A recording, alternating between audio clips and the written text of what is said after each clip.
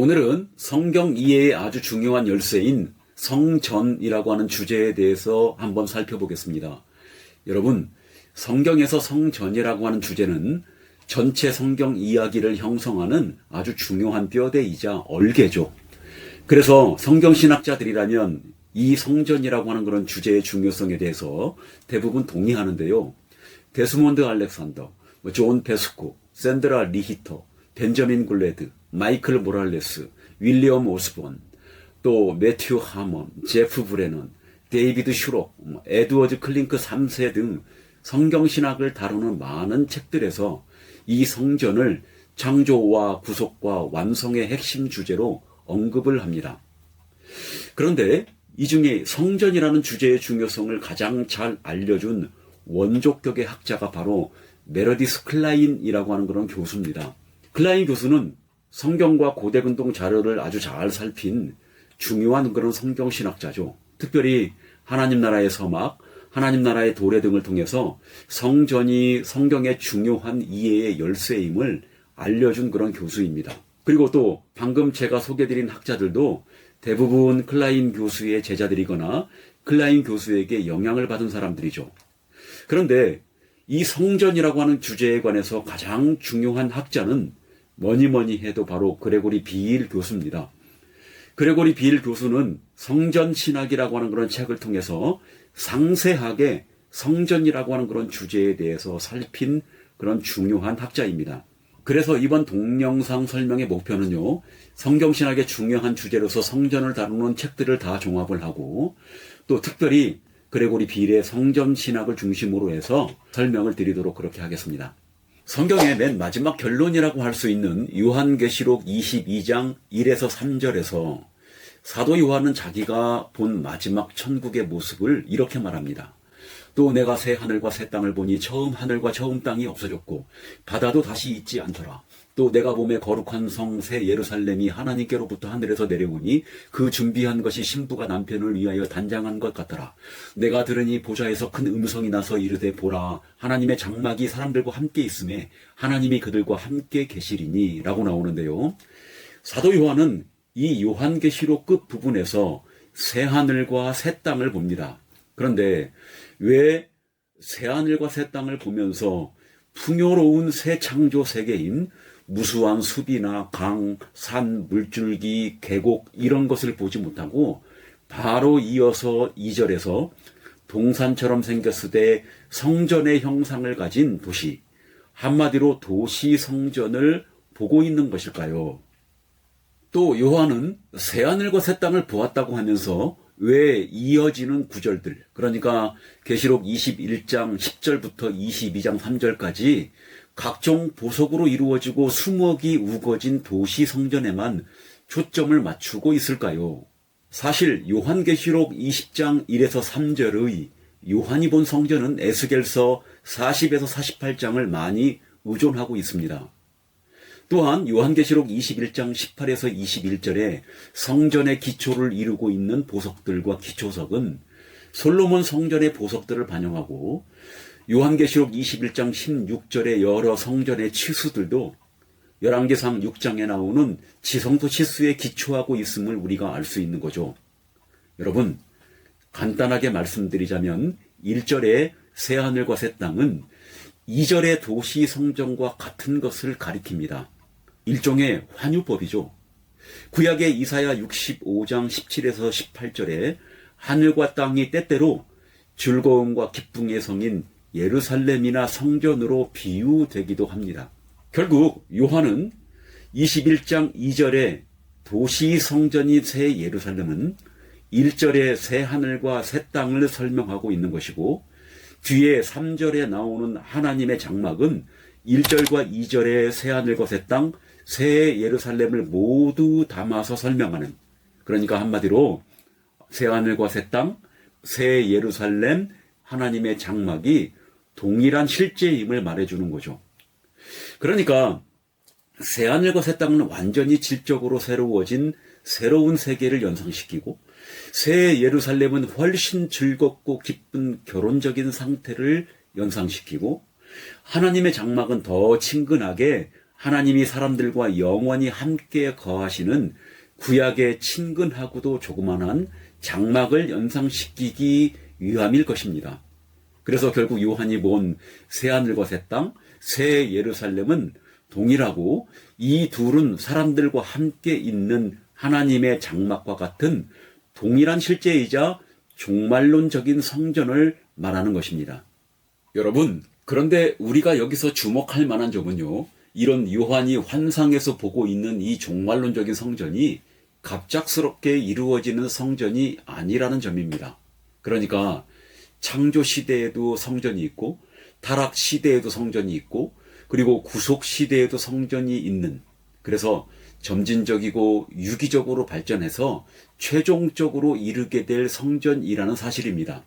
그러니까 하나님의 천지 창조 목적도 성전을 세우기 위함이었고, 타락한 인간을 예수 그리스도를 통해 구속하신 목적도 성전을 세우기 위함이었고, 성령을 보내셔서 교회를 세운 목적도 성전을 세우기 위함이었다는 사실입니다.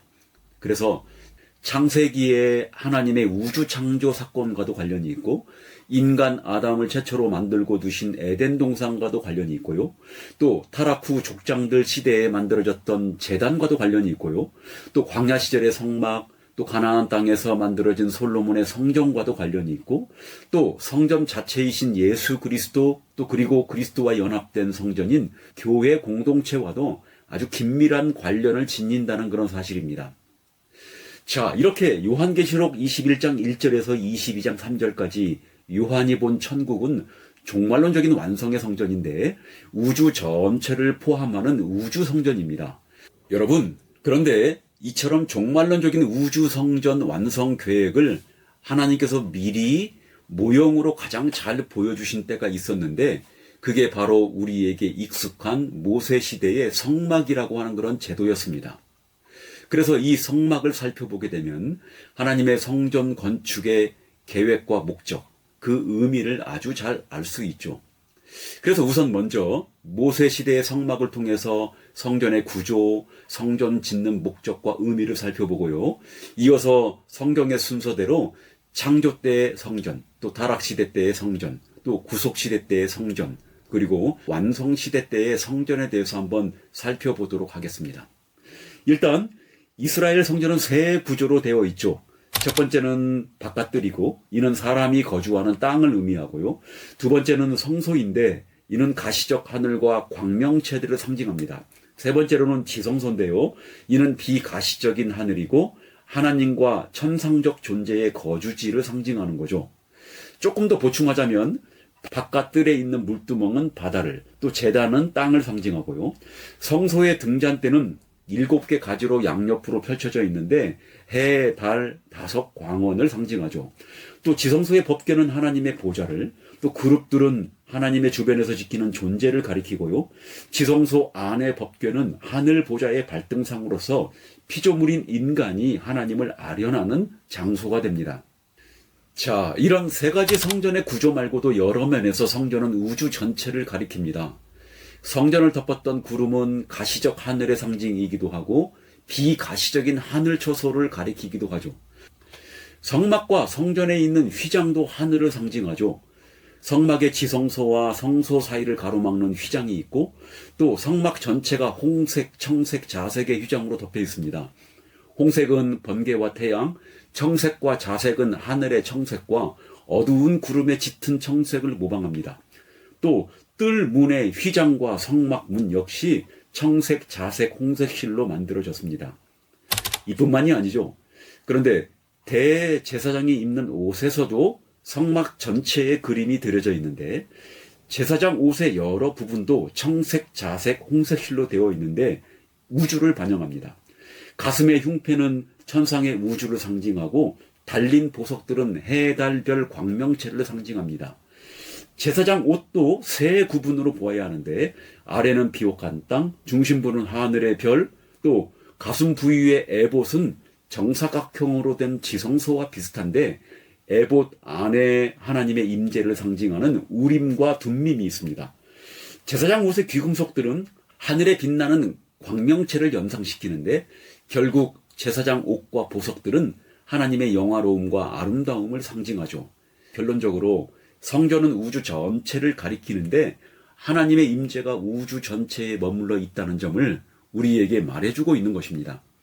여러분, 그러면 가장 중요한 하나님께서 성전을 건축하라고 명령하신 목적은 무엇인가? 4가지 정도를 들 수 있습니다. 첫 번째로 성전을 하나님의 휴식처로 삼기 위함이었죠. 잠시 후에 보겠지만 하나님은 우주 전체를 성전으로 창조하셨는데요. 이 창조를 7일 동안 하나님께서 하셨고 마지막 7째 날에 안식하신 것처럼 성막 성전 건축에도 유달리 숫자 7이 많이 등장을 합니다. 그래서 이 숫자 7은 안식의 수이자 완성의 수고요. 그래서 성경은 여러 곳에서 성막과 성전을 하나님의 휴식처로 말해주고 있습니다. 두 번째로 출애굽기 25장 8절에 내가 그들 중에 거할 성소를 그들이 나를 위하여 짓되라고 말씀하고요. 또 25장 22절에 거기서 내가 너와 만나고 라고 말씀하고 있습니다. 그러니까 하나님이 성전을 지으라고 하신 목적은 거기 안에 하나님이 거하고 이스라엘을 만나기 위한 목적이었던 거죠. 그래서 하나님이 성막 성전에 임재하시면서 자기 백성을 만나고 교제하고 더 넓게는 하나님이 복을 주시고 예배와 영광을 받으시기 위함이라 그렇게 말할 수 있는 거죠. 세 번째로는 22절 후반부에 속죄소 위, 곧 증거계 위에 있는 두 그룹 사이에서 내가 이스라엘 자손을 위하여 내게 명령할 모든 일을 내게 이르리라 라고 나오는데요. 이는 성막 성전이 하나님이 거하시는 집일 뿐만 아니라 하나님이 왕으로서 다스리시는 왕궁임을 알 수 있죠. 그래서 성막 성전은 자기 백성을 만나고 하나님이 왕으로서 통치하는 장소임을 알 수 있습니다. 또 이것만이 아니고 레위기서 26장 12절에 나는 너희 중에 행하여, 신명기 23장 14절에 내 진영 중에 행하고, 사무엘하 7장 6절에서 장막과 성막 안에서 다녔나니 라고 말하듯이 성막은 하나님이 거하시고 사역하시고 통치하시는 그런 곳입니다. 자, 네 번째로 이렇게 하나님이 성전을 지으라고 하신 목적은 하나님이 거하고 임재하셔서 통치하시는 성전이 가나안 땅 전체로 확대가 되고 또 온 세계 만방의 성전이 확대되기를 원하셨다는 사실입니다. 비록 종말론적 성전에 대한 예고이긴 하지만 성막 성전의 확대가 민수기서 24장 5절에서 6절에 잘 드러납니다. 이스라엘의 성막이 그 벌어짐이 골짜기 같고 또 강변을 따라서 널찍하게 펼쳐진 동산과도 같다고 하는데 이 동산이 성막을 가리킵니다. 또 이사야서 54장 절에서 내 장막터를 넓히며 내 처소의 휘장을 아끼지 말고 널리 펴되 너의 줄을 길게 하며 너의 말뚝을 견고히 할지어다. 이스라엘의 회복을 말해주는데요. 성전 경계의 확장을 말해주는 거고, 에스겔서 47장에서도 성전 보좌에서 물이 나와서 사해 저녁까지 흐르고 물이 흐르는 곳마다 생명을 얻는 장면들이 나오는데요. 이 또한 성전이 만방까지 확대되기를 원하는 하나님의 성전 짓는 목적을 잘 보여준다고 할 수 있겠습니다. 지금까지의 내용을 간단하게 정리해보면요. 하나님께서 세상을 궁극적으로 완성하시려는 하나님의 백성이 가게 될 천국, 곧 새하늘과 새 땅은 바로 성전이라는 그런 사실입니다. 그리고 하나님이 성전을 짓게 하신 목적은 거기에 하나님이 임재하시고 백성을 만나서 교제하시고 또 통치하시고 예배와 영광을 받으시기 위함이었다는 사실이죠. 궁극적으로는 이 성전이 만방까지 확대되어 온 세계가 하나님의 임재로 가득 차게 하기 위함이었다는 사실이죠. 자, 그런데 이런 종말론적인 성전의 계획이 창조에서부터 타락, 그리고 예수 그리스도를 통한 구속에 이르기까지 구속사 전반에 걸쳐서 하나님의 경륜으로 널리 펼쳐져 있다는 사실입니다. 그럼 창조부터 한번 살펴보겠습니다. 하나님께서 우주 만물을 성전으로 만드셨다는 그런 사실인데요. 창세기 1장의 창조 기사를 보게 되면 모세 시대의 성막과 많은 유사점들을 발견할 수 있습니다. 첫째 날 하늘인데 성막의 덮개를 연상시키고, 둘째 날 궁창인데 성막 안에 휘장을 연상시키고, 셋째 날 궁창 아래 물인데 성막 뜰에 물두멍을 연상시키고, 넷째 날 해달별의 빛인데 성소 안에 등잔대 촛대를 연상시키고, 다섯째 날 새가 나오는데 날개 달린 천사를 연상시키고, 여섯째 날 인간인데 성소 안에 대제사장을 연상시킵니다. 또한 성막 건축 기사가 다음과 같은 7개의 연속적 행위를 중심으로 구성이 되는데요. 하나님이 이르시되 7번 나오고요. 여호와께서 말씀하여 이르시되 이것도 7번 나오고, 이는 모두 창조 때의 7일을 연상시키죠. 또한 하나님은 7째 날에 안식하셨는데 성전을 건축한 다음에도 그곳에 휴식처를 마련하셨습니다. 그리고 천지 만물을 하나님의 성전으로 지으셨다는 결정적인 증거 구절이 있는데요. 이사야서 66장 1절에 여호와께서 이와 같이 말씀하시되 하늘은 나의 보좌요 땅은 나의 발판이니 너희가 나를 위하여 무슨 집을 지으랴 내가 안식할 처소가 어디랴.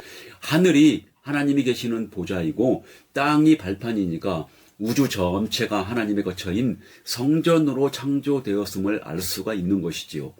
이렇게 우주 만물을 성전으로 만드신 하나님이 이번에는 에덴 동산을 최초의 인간으로부터 섬김을 받고 예배하게 했던 원형 성전으로 만드셨다는 그런 사실입니다.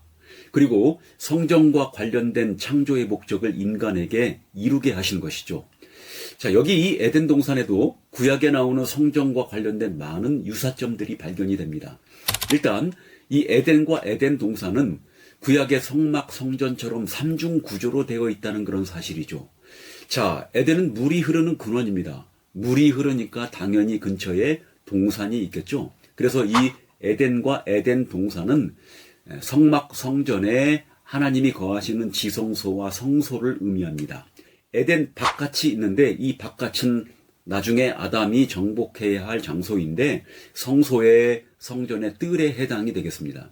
또 이것 말고도 에덴 동산과 성전의 유사점들이 아주 많이 나오는데요. 창세기 3장 8절에서 히브리 말로 미트할레크, 거니시는 이라는 단어가 나오는데 하나님의 성막 임재를 묘사하는데 사용되는 단어입니다.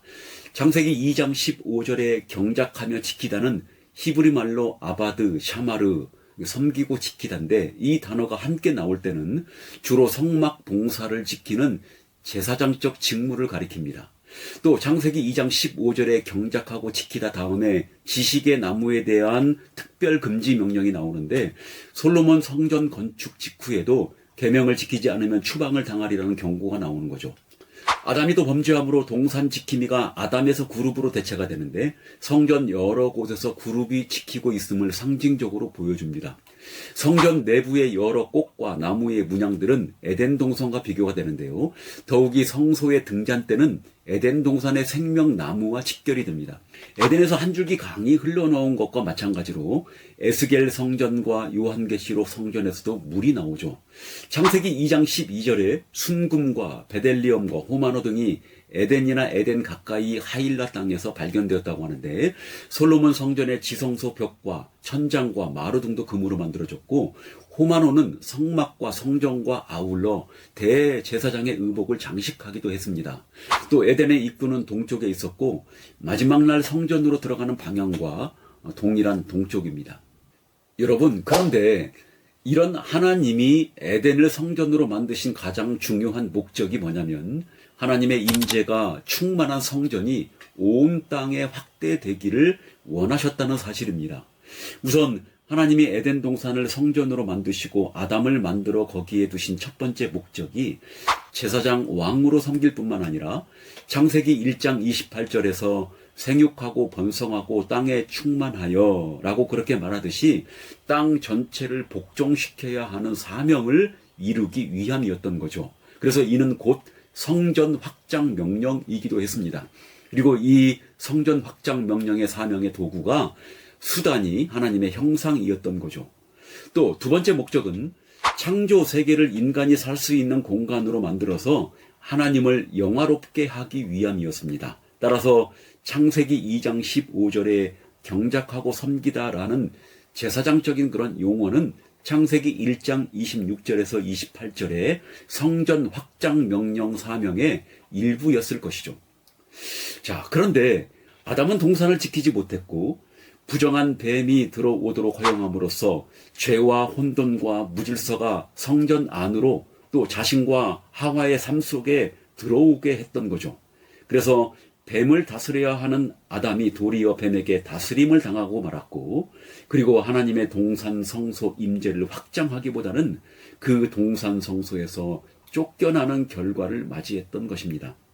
여러분, 그런데 아담이 이렇게 실패했지만 하나님의 은혜로 말미암아 아담에게 주어진 성전 확장의 명령이 노아에게 그대로 옮겨갔습니다. 창세기 9장 1절에 하나님이 노아와 그 아들들에게 복을 주시며 그들에게 이르시되 생육하고 번성하여 땅에 충만하라 라고 나오는데요.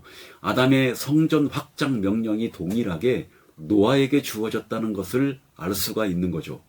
하지만 여러분, 노아도 실패하고 말았고 이 사명이 아브라함과 야곱에게 그대로 이어지게 됩니다. 자, 창세기 1장 28절에 5가지 사명의 요소가 나오는데요. 하나님이 그들에게 복을 주시고 생육하고 번성하고 땅에 충만하고 또 땅을 정복하라 그리고 온 땅을 다스리라인데요. 이 5가지 요소가 아브라함의 생애에도 그대로 되풀이 된다는 그런 사실입니다. 우선 하나님이 너한테 큰 복을 주고 또 네 씨가 크게 번성하고 또 네 씨가 그 대적의 성문을 정복하고 다스리고 또 네 씨로 말미암아 천하 만민이 복을 받으리라. 이렇게 아담적 사명이 아브라함 생애에도 이어졌다는 그런 사실이죠. 자, 그리고 창세기 1장 28절에 아담에게 주어진 사명이 이제 최초로 성전인 에덴 동산의 경계선을 넓히는 방식으로 진행이 된 것처럼 족장들에게도 비슷하게 이런 현상들이 나타나게 된다는 사실이죠. 첫 번째로 하나님이 그들에게 나타나시는 거죠. 또 그들이 장막을 치죠. 그리고 그들이 산 위에서 그런 일들을 하게 됩니다. 그 장소에 그들은 제단들을 세우고 하나님을 예배합니다. 아마 여기에 희생 제물이 포함이 됐겠죠. 마지막으로 이런 행동이 이루어진 장소는 나중에 하나님의 집으로 불리게 될 베델에서 주로 이루어졌다는 그런 사실이죠. 그래서 족장들의 이런 예배 지역들, 족장들이 쌓았던 만들었던 이런 제단들을 에덴 성소에 비견되는 작은 성소로 보아야 한다는 그런 사실입니다. 그리고 이런 제단들은 나중에 더 큰 성소로 통합이 되는 거죠.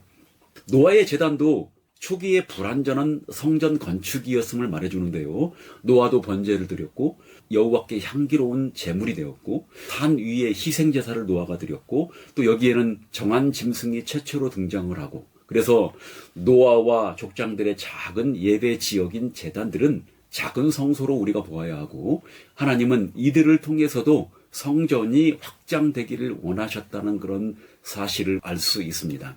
그런 면에서 본다면 이스라엘이 출애굽을 해서 도착했던 시내산도 성전과 같은 역할을 했다고 볼 수 있습니다.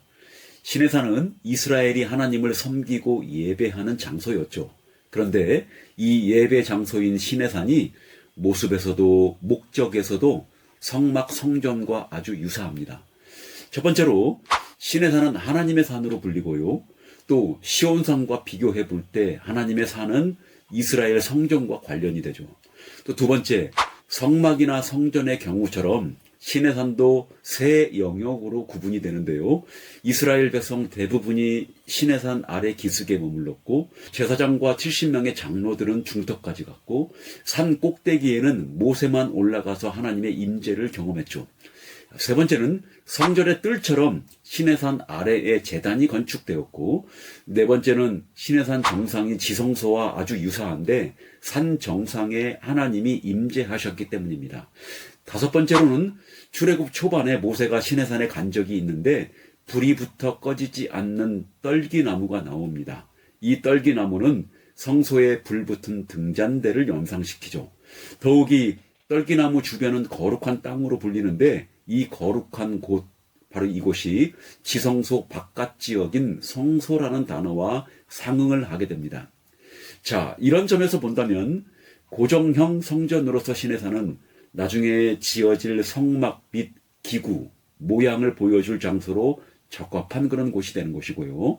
이스라엘이 고정된 시내산 성소를 떠나면서 광야 유랑 기간 동안 하나님의 임재가 계속 머물도록 이동용 성막을 건축할 사명이 주어지기에 적합한 장소가 되는 거죠. 드디어 이스라엘이 광야 행진을 위해서 이동용 성전인 성막이 만들어지게 되고요. 그리고 이스라엘은 드디어 가나안을 정복하게 됩니다. 다윗은 통합 이스라엘 나라를 건국하면서 성전 건축 준비 작업을 하게 되는데 이런 성전 건축 준비 작업에는 고대 족장들이 소규모 성전으로서 건축 활동을 했던 것처럼 다윗도 그런 건축 활동을 하게 되죠. 우선 다윗은 족장들이 했던 것처럼 산 위에서 준비 작업을 하고요. 모리아산입니다. 또 그리고 다윗은 하나님의 임재, 신현을 경험하게 되죠. 또 그 자리에서 여호와를 위하여 제단을 쌓게 되고요. 번제를 드려서 하나님께 아뢰었죠. 다윗은 그곳을 하나님의 성전으로 칭하는데 왜냐하면 나중에 솔로몬의 성전 자리이기 때문입니다. 자, 드디어 솔로몬이 이렇게 성전을 건축했습니다. 하지만 아담의 성전 확장 사명을 감당해야 할 둘째 아담으로서 이스라엘이 이 성전 확장 명령 준수에 실패하고 만 거죠. 그리고 급기야 끝내 솔로몬이 지은 건물 성전은 나중에 바벨론에 의해서 회파되고 맙니다. 바벨론 포로로 잡혀간 지 70년 후에 고레스 칙령에 의하여 이스라엘 백성들이 성전을 재건하기 위해서 돌아왔을 때 시온산의 초기 성전의 터에 먼저 하나님의 제단을 만들었고요. 또 번제를 드리기 시작했고 악기를 연주하며 찬송과 감사로 예배했고 또 이 구조물을 우리 하나님의 성전의 기초라고 칭했습니다. 이후에 이스라엘 백성들은 제2차 성전을 지었지만 그러나 이 2차 성전은 솔로몬 성전처럼 똑같이 영원한 성전이 지어지리라는 예언을 성취하지 못했고 이후의 선지자들은 종말론적 성전을 예견해야만 했습니다. 자, 그러면 어떻게 되는 걸까요? 사실 성막은 증거막이라고도 부르는데 하나님 백성인 이스라엘은 하나님의 증인으로서 하나님의 임재를 온 만방에 알려야 했습니다. 그런데 아담처럼 이스라엘도 실패하고 만 거죠. 여러분, 그럼에도 하나님의 성전 확장 계획은 절대 꺾이지 않았습니다. 구약 성경은 종말에 하나님의 창조 목적인 성전과 하나님의 임재가 온 우주 만물로 가득 확장되리라고 여러 곳에서 예고하고 있습니다. 민수기서 24장 5에서 9절에서 이스라엘의 성막은 그 벌어짐이 골짜기 같고 광변을 따라 널찍하게 펼쳐진 동산과도 같다고 하는데 이 동산은 성막을 가리키고 성막이 종말에는 널리 확장될 것을 예고하고 있죠. 이사야서 54장 1절에서 3절에서도 내 장막터를 넓히며 내 처소의 휘장을 아끼지 말고 널리 펴되 너의 줄을 길게 하며 너의 말뚝을 견고히 할지어다 라고 나오는데요. 이스라엘의 회복을 말하는데 성전 경계 확장을 예고하고 있죠. 이사야서 66장 1절은 하늘은 나의 보좌요 땅은 나의 발판이 너희가 나를 위하여 무슨 집을 지으랴 내가 안식할 처소가 어디랴 라고 나오는데 인간이 만든 건물 성전에 하나님이 거하시기에 적절하지 않다는 의미입니다. 역대하 6장 18절에서도 하나님이 참으로 사람과 함께 땅에 계시리이까 보소서 하늘과 하늘들의 하늘이라도 주를 용납하지 못하겠거든 하물며 내가 건축한 이 성전이오리이까 라고 나오는데요. 지상 성전이 영원한 건축물이 아닌 이스라엘 신정 통치 기간에 한시적으로만 거처로 만들어졌음을 의미하는 거죠. 결국 이사야서 66장 1절에서 2절은 크게 두 가지 의미를 갖는데요. 첫 번째는 하나님은 창조주시고 그분이 만든 피조세계 중에 어떤 것도 그분의 임재를 포함할 만큼 충분히 크지 않다는 이야기고요. 죄로 오염된 옛 창조에 충분히 하나님이 거하실 수 없다는 부정적인 의미를 가지는 구절들입니다. 오직 완전한 새 창조만이 창조주의 임재를 제대로 수용할 수 있다는 의미입니다. 두 번째 의미는요. 이사야서 57장 15절에 비추어 보면은 하나님은 새 창조를 통해서 통회하고 마음이 겸손한 자들을 소생시킴으로써 그들로 자신의 새로운 질서에 속하도록 하실 것인데 결국 하나님은 새 창조를 포함시키기 위해서 하늘 성전을 확장한 다음에 그들과 함께 거하실 것이었습니다. 또 이것만이 아니고 에레미야서 3장 16절에 갱신된 예루살렘의 사람들이 다시 모이게 되는데 완전히 언약궤조차도 필요하지 않고 여호와의 임재만 있는 새로운 성전을 예고하고 있고요. 학개서 2장 9절에서도 나중 성전의 영광이 더 크다고 했고 스가랴서 1장 16절에서도 성전이 예루살렘 전체로 확대된다고 그렇게 예고하고 있습니다. 다니엘서 2장 34절에서 35절, 44절에서 45절에서 비록 성전이라고 하는 그런 단어는 없다고 하더라도 하나님의 나라가 세상을 가득 채우고 돌이 태산을 이루어 온 세계에 가득하였나이다 라고 말하는 것처럼 이것은 또한 창세기 1장 28절을 반영하고 성전이 온 세계에 확대될 것을 예고하고 있죠. 자, 이제 가장 중요한 성전이신 그리스도를 살펴볼 시간인데요. 여러분, 왜 신약은 그리스도를 성전으로 묘사하는 걸까요? 바로 그 이유는 구약에서 성전은 창조의 상징이고 피조 세계를 채우기 위해서 확장되는 유기적이고 거룩한 구조물이죠. 그래서 예수 그리스도가 성전인 이유는 이 예수님이 새 창조의 주인공이시고 또 이 그리스도를 통해서 하나님의 임재가 온 만방으로 확대되기 때문입니다. 한마디로 그리스도가 성전인 이유는 그리스도께서 새 창조의 시작이기 때문이고 새 창조의 확증이 부활이고 이제는 부활하신 그리스도가 교회 성전의 머리 되고 몸이 되셔서 이 교회 성전이 땅 끝까지 확장이 되어 종국에는 그리스도를 통해 하나님의 성전 확장 사명이 완성되기 때문이죠. 따라서 예수님의 부활은 첫째가는 새 창조의 사건이었습니다. 그래서 이 부활이 왜 복음서가 반복해서 그리스도를 하나님의 성전을 헐고 사흘 동안 지을 수 있는 분으로 말하는지 단서를 제공해 주죠. 또한 제자들에게도 하나님의 성전이라는 동일한 표현을 사용하는데 그들이 예수님하고 함께 연합되고 새 창조를 이루신 부활의 예수님 성전을 대표하기 때문입니다. 그래서 공관복음에서 성전이신 예수 그리스도에 대해서 살펴보면요, 마태복음 족보에서부터 예수님은 새 시대 새 창조를 시작하는 주인공이라고 말하고 있고 새 이스라엘로서 광야 시험에서 예수님이 승리하신 것은 가나안을 이미 정복했다는 것을 의미하고요. 또 예수님이 귀신을 내어 쫓는 축기 사역은 아직 계속적으로 사역이 진행되고 있음을 말해줍니다. 예수님이 12제자를 부르신 사건은 새 이스라엘 백성들을 모으기 위함이었고 예수님은 인자라고 하는 그런 호칭을 즐겨 사용하셨죠. 이것은 아담과 이스라엘이 실패했던 성전 확장 사역을 새 아담이자 새 이스라엘로 예수님이 성취하러 오신 분임을 말해주는 표현입니다.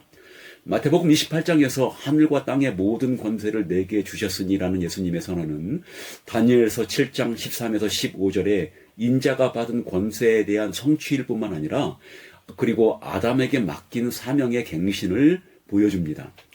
또 죄를 용서받는 곳은 성전이었는데 예수님이 직접 죄를 용서하심으로써 자신이 성전이심을 밝혀냈고요. 또 예수님이 성전보다 크다고 하신 이유는 하나님의 임재가 성전보다 예수님을 통해서 더 드러나기 때문이죠. 그리고 성전 정결 사건은 옛 성전을 새 성전으로 대체하시는 예수님의 사역을 가리킵니다. 또한 예수님의 십자가 사건에서도 예수님이 성전이심이 잘 드러나는데요. 성소 휘장이 위로부터 아래까지 찢어져 들이대고 라고 나오는데 이것은 예수님의 죽음의 결과이고 성전의 파괴를 말해주는 거죠. 초기 유대교에서 휘장은 우주를 상징했습니다. 이것은 옛 우주 파괴와 새 창조의 시작을 알리는 것이었죠.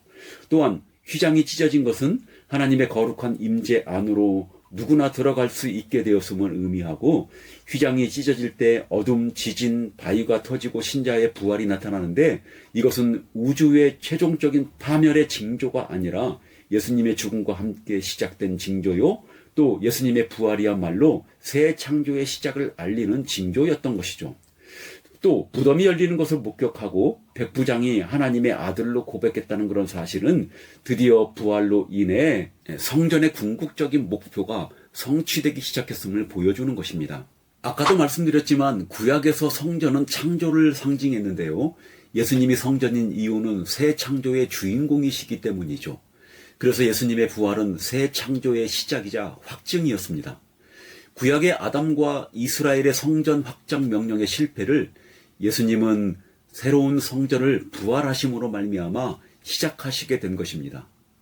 또 마태복음 28장 18절에서 20절은 땅끝까지 이르러서 제자 삼으라는 예수님의 지상 명령인데요. 이것은 제자 공동체인 교회 성전을 통한 성전 확장 명령이기도 했습니다. 여러분, 이 명령이 중요한 이유는 유대인들의 구약 성경의 마지막이 역대하이고 또 역대하의 마지막 구절이 36장 23절인데 여기에 고레스의 성전 건축 명령이 나옵니다. 이 명령과 예수님의 성전 건축 명령이 서로 언어 면에서 유사합니다.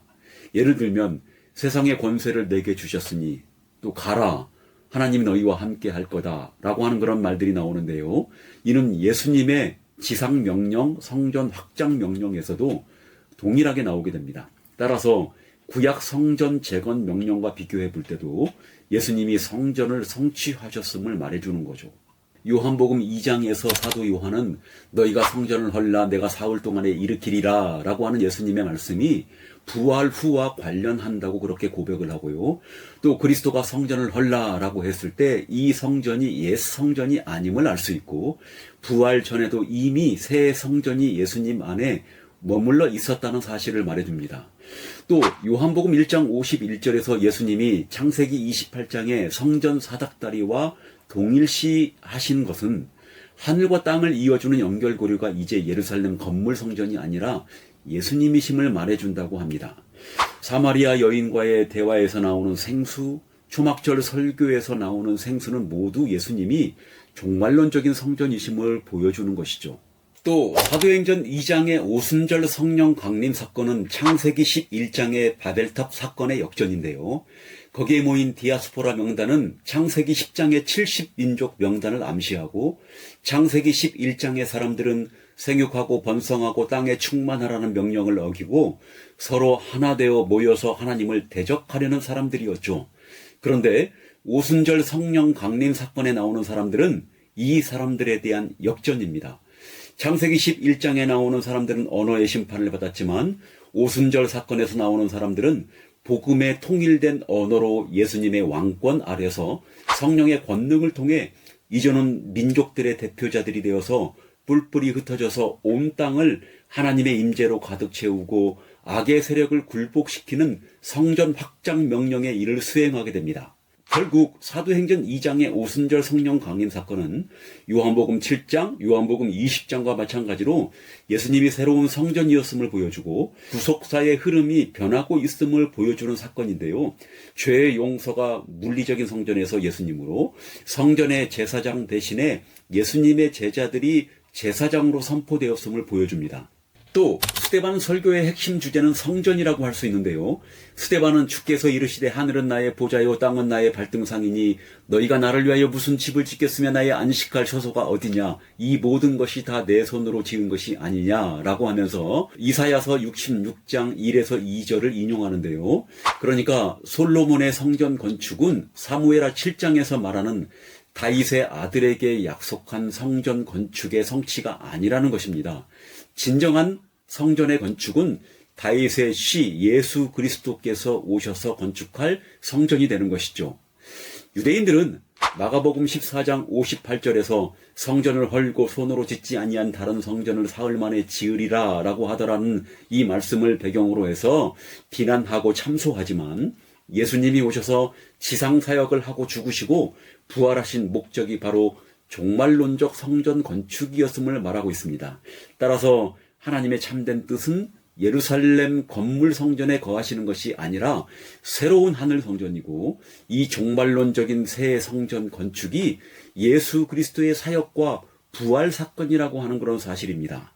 결국 이스라엘의 물리적 손으로 만든 성전은 항구적 거주지가 못 되는 거죠. 하나님의 초월성과 죄로 물든 피조물 때문에 하나님께서 새로운 성전에 거하실 것이고 새롭게 피조 세계와 예루살렘을 창조하실 것입니다. 또 사도행전 15장 16에서 17절에서 야고보는 아모스서 9장 11절에서 12절 이후에 내가 돌아와서 다윗의 무너진 장막을 다시 지으며 또 그 허물어진 것을 다시 지어 일으키리니 이는 그 남은 사람들과 내 이름으로 일컬음을 받는 모든 이방인들로 주를 찾게 하려 함이라 라고 하면서 아모스서를 인용하는데요. 예루살렘의 재건, 곧 성전 재건에 대한 예언입니다. 야고보는 이방인 그리스도인들도 우상 숭배를 멀리해야 한다고 말하는데요. 이는 모세 율법을 지키기 위함이 아니라 새로운 새 시대에 영적으로 깨끗해지기 위함이었습니다. 그리고 바울 서신서에 나타난 새 성전의 시작을 살펴보게 되면 고린도 3장 10에서 15절에서 사도 바울은 하나님의 백성을 성전에 비교하는데 바울은 터를 닦았고 그 터는 예수 그리스도를 가리켰으며 이 터 위에 각 성도가 집을 짓는 것이죠. 심판날에 세운 품질이 드러날 것인데요. 이런 사도의 건축의 은유는 금은 보석으로 성전을 지은 솔로몬의 성전과 닮았습니다. 3장 13절의 공적 시험의 은유를 통해서 바울은 성전으로서 고린도에 있는 교회의 건축에 관해 말하고 있음이 분명합니다. 여기서 사도는 고린도 교회 성도들을 3번이나 하나님의 성전이라고 부릅니다. 고린도 후서 5장 1에서 5절은 장차 있을 성전을 말하지만 이미 시작된 것과 같습니다. 고린도전서 4장 16에서 18절에서 언급하고 있고 마침내 부활 때에 지극히 크고 영원한 영광으로 마무리될 것입니다. 에베소서 2장 19에서 22절은 신약에서 성전으로서 교회를 가장 잘 묘사하는 구절 중에 하나인데요. 바울은 성전으로서 교회를 묘사하고 있는데 교회가 성전과 닮은 게 아니라 실제로 초기 성전의 성취라는 것입니다. 에베소서 2장 17절은 이사야서 50장 19절을 인용하는데요. 그리스도의 죽음과 부활로 말미암아 이방과 유대인이 서로 화목하게 되었습니다. 교회 공동체가 그리스도를 모퉁이돌로 갖는 하나님의 성전이요 성령의 전이기 때문에 가능한 것이죠. 골로새서 1장 6절, 10절이 창세기 1장 28절과 언어적으로 유사성을 갖습니다. 열매를 맺다, 자라다, 번성하다. 이것은 창세기 1장은 번성하고 땅을 다스릴 것이라고 하지만 골로새서 1장 6절은 복음의 말씀이 온 천하에서 열매를 맺어 자랄 것이라고도 하고요. 1장 10절에서는 선한 일들을 열매 맺는 것으로 또 자라는 것으로 설명을 합니다. 그래서 사도가 의도적으로 창세기 28장을 의도했던 그런 것이죠. 데살로니가 후서 2장 4절은 미래 성전이 그리스도의 재림 직전에 이스라엘 안에 세워질 것임을 확증하는 확실한 본문 중에 하나입니다. 그는 대적하는 자라 신이라고 불리는 모든 것과 숭배함을 받는 것에 대항하여 그 위에 자기를 높이고 하나님의 성전에 앉아 자기를 하나님이라고 내세우느니라 라고 하는데요. 데살로니가 후서 2장 3절에서 역사의 종말에 일어날 대교를 예고하고 이거는 이스라엘 안에서가 아니라 교회 내에서 발생할 대교입니다. 여기서 말하는 성전은 교회를 가리키는 것이죠. 자, 이제는 일반 서신서인 히브리서에 나타난 새 성전의 시작인데요. 히브리서 8장에서는 하늘 성소는 참 장막으로 불리고요. 지상 성소는 단지 하늘에 있는 것의 모형과 그림자일 뿐입니다. 그리스도는 부활 때 그 즈음의 새 창조를 증거하심으로써 예언을 성취하셨죠. 히브리서는 하늘 장막을 참된 것으로 말하는데요. 종말적인 성전에 대한 직접적인 예언 성취일 뿐만 아니라 구약 성막과 성전들이 예견한 성취이기 때문이죠. 그래서 이 성전은 더 크고 온전하고 영원하고 항구적입니다. 히브리서는 그리스도를 휘장으로 묘사하는 견해와 제사장으로 묘사하는 견해가 있는데 그러면 휘장과 제사장이 우주를 상징하는 것과 연결이 되죠. 이것은 성전이 세상을 상징하는 것처럼 제사장은 더 큰 우주의 축소판 상징인 동시에 성전을 표상한다는 유대교 초기 개념을 반영하는 듯합니다. 아무튼 휘장과 제사장이 공통적으로 우주를 상징한다는 사실에 근거해서 그리스도는 새 우주의 시작이고 새로운 살 길이 되는 것이죠. 히브리서 19장 19에서 20절처럼 히브리서 9장 11절도 그리스도가 창조에 속하지 아니한 더 크고 온전한 장막을 통하여 성소로 들어갔다고 주장하고 12절에서는 그가 자기의 피로 성소에 들어가셨다고 추가함으로써 성막을 예수님의 피와 동일시하죠. 여기서 새로운 창조 세계에 속한 성막이 그리스도와 동일시됩니다. 자, 이제 마지막으로 요한계시록에 나오는 세계 전체를 포괄하는 성전인데요. 요한계시록 11장 1에서 2절에서 성전 이야기가 나오는데 또 내게 지팡이 같은 갈대를 주며 말하기를 일어나서 하나님의 성전과 제단과 그 안에서 경배하는 자들을 측량하되 성전 바깥마당은 측량하지 말고 그냥 두라. 이것은 이방인에게 주었은즉 그들이 거룩한 성을 42달 동안 짓밟으리라 라고 그렇게 나오는데 여기에 여러 해석이 있습니다. 올바른 해석은 하나님의 임재가 유형 성전에 나타났던 것처럼 동일한 임재가 교회 한가운데도 드러나는 것이고요. 안뜰은 참된 영적 이스라엘이고 바깥뜰은 참된 백성의 상처받기 쉬운 몸일 것입니다. 그래서 성전 측량은 성도들이 해를 입었음에도 불구하고 구원이 보증됨을 의미한다는 해석이죠. 요한계시록 11장 1에서 2절에서 교회인 성전은 참된 성전인 그리스도를 모델로 해서 만들어집니다. 그리스도처럼 교회도 고통을 당하고요. 하지만 하나님의 임재가 그들과 함께하고 영원한 죽음으로 이끄는 더러운 것들로부터 지켜주고 궁극적으로 승리를 줄 것입니다. 하나님의 임재가 세상 속으로 밀려 들어와 온 세상을 정복하게 될 것입니다. 자, 그러면 최종적으로 성전 신학이라고 하는 성경 신학의 중요한 주제의 결론은 과연 무엇일까요? 여러분, 사도 요한은 요한계시록 21장 1절에서 22장 5절에서 에스겔서 40에서 48장을 상당 부분 의존하고 있는데요. 요한계시록 21장 1절에서는 새하늘과 새 땅을 언급하는데 갑자기 2절과 10절에서 21절에서는 새 성읍 성전인 새 예루살렘을 말하고 있습니다. 이것은 결국 새하늘과 새 땅을 새 예루살렘 성읍 성전과 동일시한다는 그런 의미가 되는 것입니다.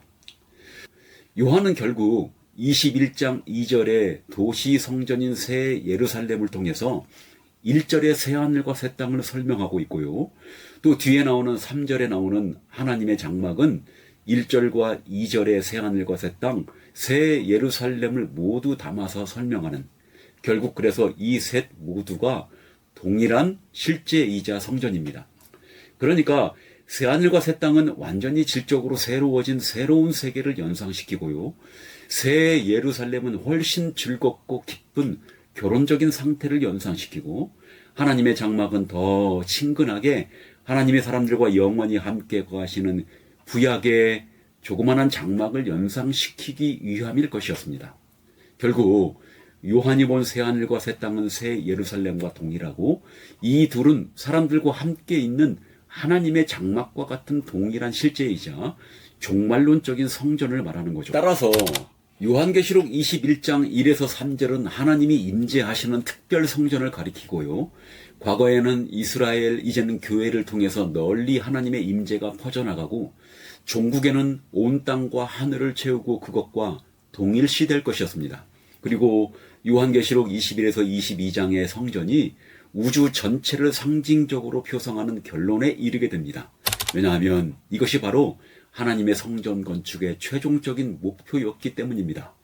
이것은 요한계시록 11장에서 교회를 통해서 성전 건축이 이미 시작이 되었고, 이제 최종적으로 요한계시록 21에서 22장에서 성취될 것이었습니다. 이런 사실은 구약에서 이미 에덴 성전과 우주 전체로 성전이 확대될 것을 예고해 주었고요. 지성소는 하나님이 거주하는 우주의 비가시적인 하늘 차원을 표상을 했고, 바깥들은 가시적인 세상, 땅, 바다, 인간이 거주하는 거주지를 상징했고요. 또 이전에 지성소에 한정된 하나님의 임재가 그리스도의 사역으로 말미암아 마침내 새하늘과 새 땅 전체로 확장이 됩니다. 종말론적 성전, 성읍 모두가 금으로 된 이유는 하나님이 임재하시는 지성소가 확대되었기 때문이죠. 그리고 하나님의 보좌가 새 창조 전체에 걸쳐 백성들 가운데 있음을 주목함으로 더욱더 강화가 됩니다.